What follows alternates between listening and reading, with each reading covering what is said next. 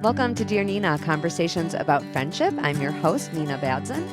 Every so often, I like to just say I have been writing about friendship since 2014, really longer than that, in fiction form, in other kinds of forms, creative essays, but in the advice form, I've been writing about friendship since September of 2014. So we are nearing the end of 2024 right now as I record this. That's a long time. I can't believe it. I have not lost interest in it. I still get lots of anonymous letters in my inbox, and that is what we are doing today. I am answering actually 3 short anonymous letters.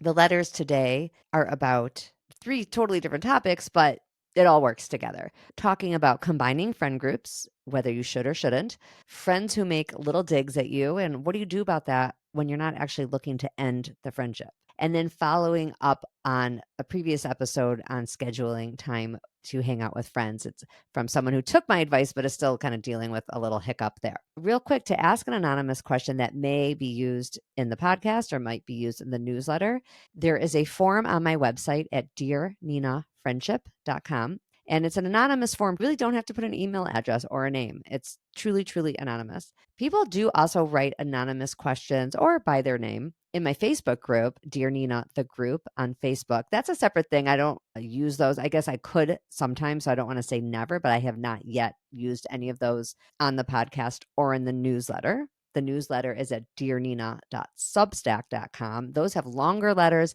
and longer, more thought out answers. I can only do so much on the podcast with these, and I can only do so much in the Facebook group because that's more on the fly. But it is kind of fun in the Facebook group that you get answers from other readers and listeners as well. And I actually find it really generous that people answer there because if you think about it, on Facebook, you can write a post anonymously, but the way Facebook has its settings, you can never write a comment anonymously, which I actually appreciate because you get less trolly, hateful comments when you have to stand by them. So that's another option if you have just like a quick question and you want, other people's 2 cents. Let's get right into today's questions. I'm doing 3. Like I said, I normally don't do 3, but they're pretty short. And I figured, why not? I'm trying to get through all these letters people send me, and I hate to leave them unanswered. Although sometimes they're so long, I just can't. So just know that you have a better chance of getting your question featured if you keep it shorter. Okay, here's number 1. Dear Nina, maybe I was inspired by Black Friday, and truly in the realm of all the problems in the world, this is a small one. But I couldn't help noticing how every time I bought something this weekend, my friend told me, "You don't need that," or "You have something just like that." Admittedly, I do love to shop, and perhaps some things I purchased are similar, but I'm also a grown up. Her constant little digs feel judgmental. And this is not the first time she's told me something isn't quote unquote necessary to buy or that I'm quote unquote over the top. Any ideas other than confronting her? Because that will not go well. So please offer something else. I guess as I write this, it's not exactly about shopping, but how she makes me feel. It's not a friendship I am trying to end. We are very close, but this drives me crazy. Signed, Shopaholic-light. I really like the self-awareness in this note where Shopaholic-light says, maybe it's not about shopping exactly, because of course it's not really about shopping. That's just the topic at hand. Although, as I'm saying that, maybe it's more about shopping than she thinks. Is it possible that there's a money thing here? So it's not so much about the actual item, but just the bigger sort of macro concept of spending money versus not spending money. And maybe there's an unevenness in the amount of extra money that Shopaholic Light and her friend have. So I wonder if the digging often happens in this context. This is not a friend I would go shopping with. Like, that's the most obvious number one answer to me is if this is a very close friend and you're not looking to end the friendship, I would stay away from scenarios where this kind of behavior comes up if you're not wanting to say something directly, because that would be my number 2 idea, even though you already kind of shot it down. Letter writer said, what can I do besides confronting her? I mean, isn't there something between a confrontation and just honestly saying, this is something that's upsetting to me? I think maybe we need to have a different word than confrontation. Honest, gentle discussion where you say, you're such a close friend to me, and I don't want to end our friendship. I don't want to change our friendship. I just want this one little thing that happens and happens kind of consistently not to happen anymore because it makes me feel bad. Kind of an I statement. I feel it hurts my feelings. It makes me feel self-conscious or whatever you want to say, however it makes you feel. It makes me feel judged. I guess using your letter, you said it feels judgmental. What does that mean? That means you are feeling judged. you are feeling that she's making a judgment on you, but you can still keep it an I statement and say, I feel judged and I don't like feeling that way. I would prefer if you don't say those things, but you maybe, if you don't even want to do that, I would just not schedule shopping. I would go on walks. I would do other things, go see a movie. I mean, it's so funny because I haven't suggested movies in a long time, but now that Wicked is out and so fantastic to go see with friends, like that's something you could do with a friend. Even if you've seen it once, you can see it more than once. Or maybe there's another movie. Those of you like me who went to see Wicked, not only did I love the movie, and I'm a huge Broadway fan, I've seen the show on the stage several times 20 years ago. I read the book 20 some years ago, loved the movie, but I also enjoyed going to a movie. Gosh, it's been a long time since I've been to a movie. That was just a delight. So anyway, that's another thing a person can do with a friend. Or you go to lunch, breakfast, coffee, basically anything but shopping with this friend. As long as that is the only place the digs come. If the digs are starting to come other times, I do think you're going to have to bring it up at some point if you're going to stay friends. So bottom line on this letter, you are absolutely justified to say, I'm a grown-up in your mind. I get why you're saying that. I've said that to myself too sometimes. When that kind of thing comes up, when you feel like someone's giving you unsolicited advice, you're like, I'm an adult person, and unless I ask, I don't really want to know what your opinion is, because we all have an opinion. It doesn't mean you want a barrage of opinions when you didn't ask for them. Okay, next letter. Dear Nina, I loved your last newsletter about making plans in the letter spotlight episode. Oh, I want to stop right now to say I spent half of a day. I mean, I'm talking a full like 5 hours going through my entire back catalog. Right now, by the way, this is going to be episode 124. I went through episodes 1 through 123. Very time consuming, very techy. It sounds like no big deal, but it is. And I changed all my titles to start with the episode number. I had it that way for the first year. And then a lot of podcasting advice was to take the numbers out of the title because it wasn't good for Google, to recognize your title being about whatever the title is. You didn't want the number to be taking up precious space. But you know what? I care about my listeners too much. This is a very listener focused podcast. What are you, the listener, getting out of it? Are you being helped with your friendships? Well, if I'm going to get on here and reference past episodes, which I do because I've covered a lot of things, it's very hard without numbers. And I always had the number in the graphic. I always had the number in the show notes. But you know what? The listener is not looking that closely at the graphic, and the listener is not looking that closely in the show notes. What do they see? They see the title.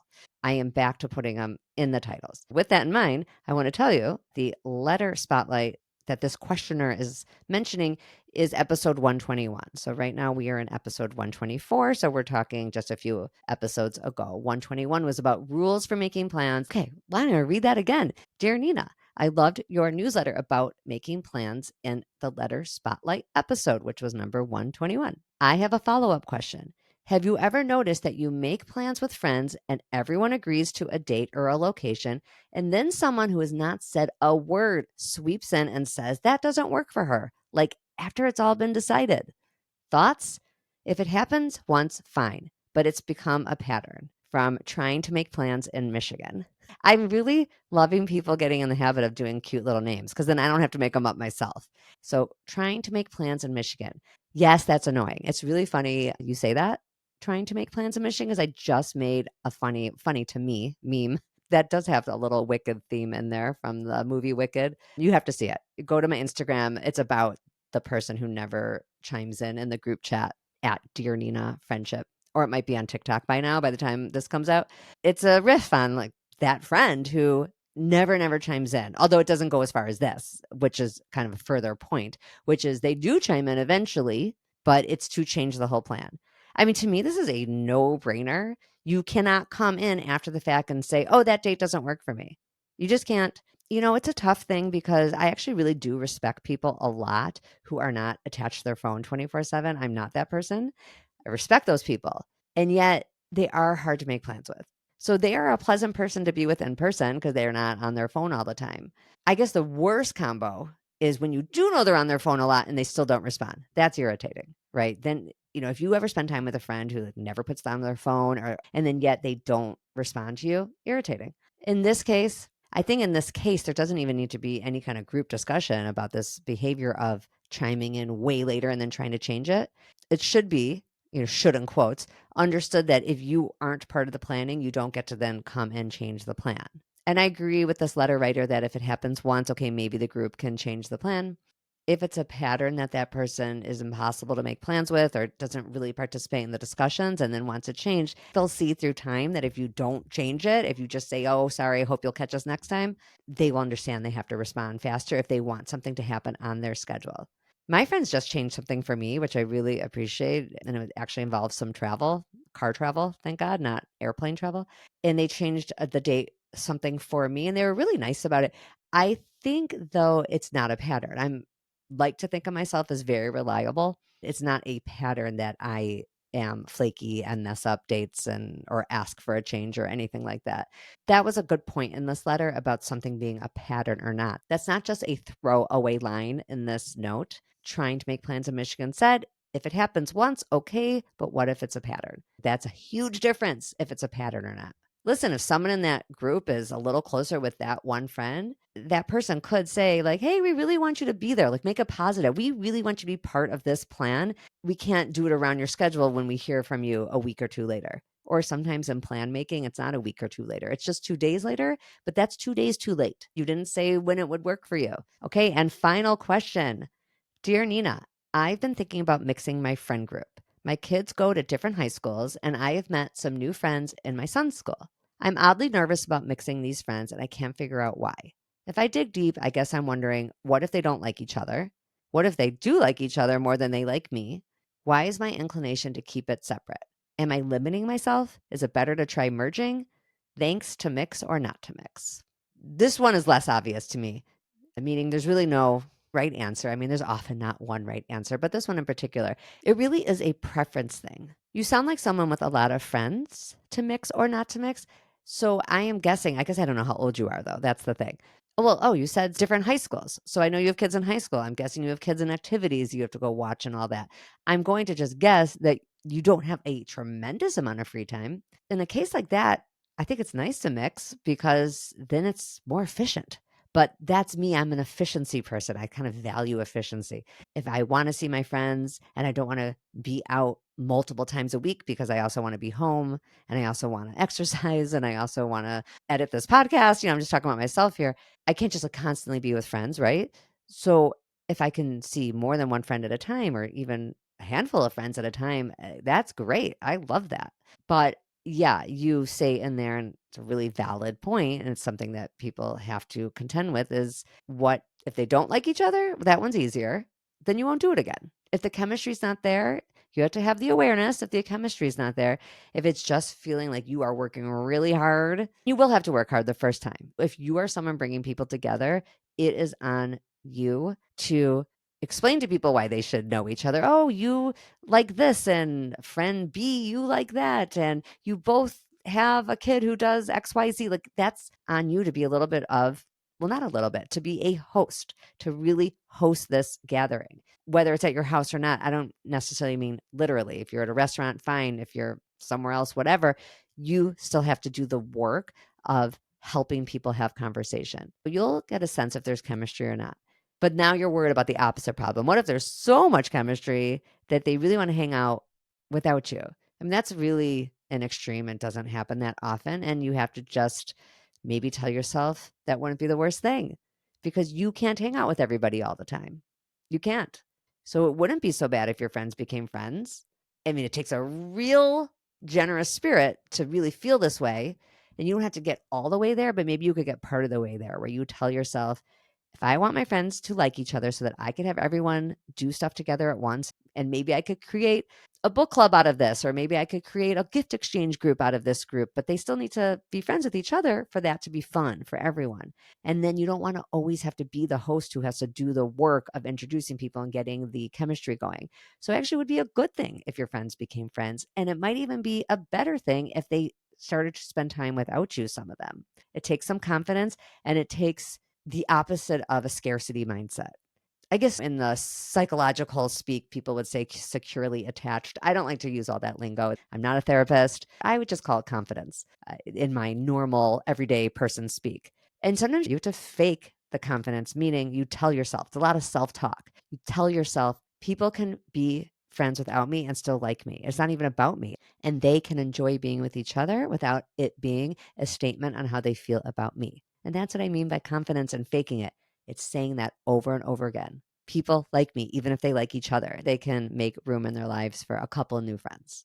So your inclination to keep it separate, you ask, why is it my inclination to keep it separate? Because you're human, because it's totally normal to have a little bit of fear of people running off without you. And then you ask another question, am I limiting myself by keeping it separate? And I would say, yeah, you are. I think it's more efficient and it just creates good feelings. When you're a generous person who introduces people to each other, then people bring you in on what they have going on. Honestly, a better way to live. It's a good time of year to think that way too. I'm thinking holidays, I'm thinking generosity, I'm thinking gratitude, and just having a generous spirit is a good way to go about life. All right, that is it for our letters today. I am still going to be here in December with another new episode. So come back next week. I will have a great interview to share with you. That will be episode 125. I'm really into my new numbering system, if you can't tell. I will see you next week. When our friendships are going well, we are happier all around. Listeners, speaking of generous spirit, if you're in a holiday spirit, one tiny thing I'm asking of you, if you haven't done it already, and I know a lot of you have, and I thank you so much, is to leave a review specifically on Apple or Spotify. Now, Spotify, all you have to do is press the stars, but you do have to be a Spotify listener. They don't let you leave a review on there if you're listening on some other platform. So if you happen to be listening to my voice right now on Spotify and you can just leave me 5 stars, I would appreciate that so much. If you are listening anywhere else, it doesn't matter where it is, you can go to Apple and leave a review there and leave stars there. That's where you can leave a written review. I'd love to have at least a few a month just to show that they're current, that I have current listeners. And I have some from, I think the last ones are in November. So I don't think I have any up for December yet. So I would so appreciate having a few up in December. Thank you for considering it. Catch you next week.